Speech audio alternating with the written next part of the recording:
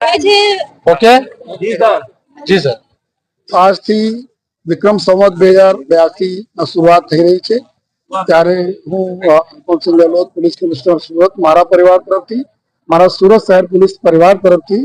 હું તમામ આપણા સુરત શહેરના તમામ નગરજનોને મીડિયાના મિત્રોને એના પરિવારજનોને ખૂબ ખૂબ શુભેચ્છા આપું છું। સાથોસાથ ઉપરવાલે સામે વિનંતી કરીએ છીએ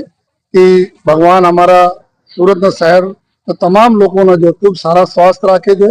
અને આ સ્વાસ્થ્ય સાથે અમારે સુરતને ખૂબ ઉન્નતિ અને વૃદ્ધિમાં ખૂબ સહયોગ અને આશીર્વાદ આપે અને અમારા લોકોને જો દીકરા દીકરીઓને ખૂબ ઉન્નતિ થાય, વડીલોને સારા સ્વાસ્થ્ય રહે અને સાથોસાથ આભાર માનીએ છીએ તમામ અમારા સુરતના નગરજનોના, અમારા મીડિયાના મિત્રોના, જેના લીધે જો ગયા વર્ષ ખૂબ સારા પ્રજા અને પોલીસના સંકલનને લીધે અમે લોકો જો મહેનત કરી અને મહેનતના પરિણામને લીધે આપણા શહેરના કાયદાના વ્યવસ્થા જાળવવામાં અમે લોકો સફળ રહ્યા અને આજ અમે અપેક્ષા રાખીએ છીએ કે આ 2082 ના વિક્રમ સંવતમાં બી આખા વર્ષ જોઈએ પ્રજાજનોને અને આપ તમામ લોકોના સહયોગથી અમે લોકો જો મહેનત કરીશ કે જો અમારા સુરત શહેરમાં ખૂબ સુખ શાંતિ રહે, ઉન્નતિ થતી રહે અને સાથોસાથ માનનીય મુખ્યમંત્રી સાહેબના સૂચનાથી અને ગૃહમંત્રી સાહેબ ઉપમુખ્યમંત્રી સાહેબે પણ 2 દિવસ પહેલે એક હાકલ કરી છે, અમે લોકોને સૂચના પણ આપી છે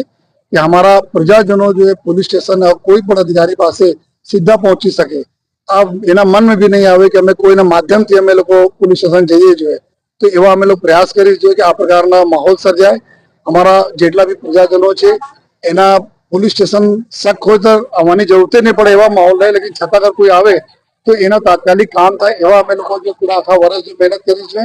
અને સંપૂર્ણ વર્ષમાં સારા લો ઓર્ડર રાખીને લોકોની સુખાકારીમાં કોઈ કસર બાકી નહીં રાખી। ફક્ત ગુનેગારોના પાછળ તો અમે લોકો પડીએ છીએ તો એના મૂકવાના નથી, સાથોસાથ જો અમારી જો સોશિયલ રિસ્પોન્સિબિલિટી છે, જો સામાજિક દાયિત્વ છે અમારા, એના ઉપર બી અમે લોકો પૂરી મહેનત કરીશ, જે કે અમારા ઉપમુખ્યમંત્રી સાહેબે સૂચના પણ આપી છે અને ફરીથી જો એમાં મીડિયાના આપ તમામ અમારા મિત્રોના ભાઈઓ બહેનો આપ બધાના અમે આભાર માનીએ છીએ કે આ પ્રકારનો સહયોગ આપ આ વર્ષ બી આપતા રહેશો, જેથી મળીને ખૂબ સારા અમે સુરત રાખીએ। સર, જે 9 વર્ષ છે સુરત પોલીસનો એક શું સંકલ્પ છે આ 9 વર્ષ માટે?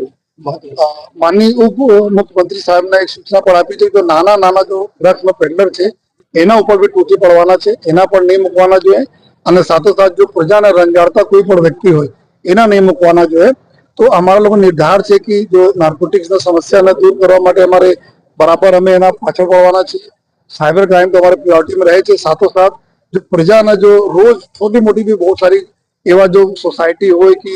अलग अलग विस्तार हो, फड़िया हो, शैली हो कि एक भी लोग लीधे जो हमारा जो लोग अफेक्ट थता हो तो आ नाना एवं असामाजिक तत्व जो है एना भी अमे लोग जो टार्गेट करवाना है, जेथी लोग सुख शांति से तमाम विस्तार में रही सके। Thank you.